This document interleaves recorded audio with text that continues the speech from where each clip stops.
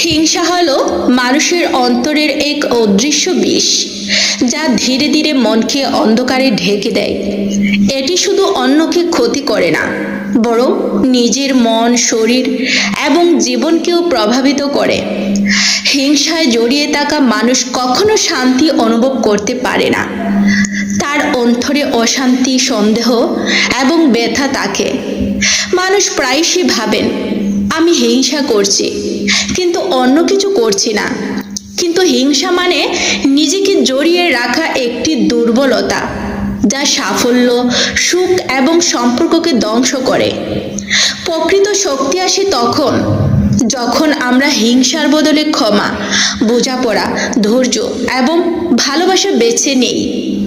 যে ব্যক্তি হিংসাকে ত্যাগ করে, সে জীবনের প্রতিটি মুহূর্তে শান্তি, সুখ এবং সমৃদ্ধি খুঁজে পায়।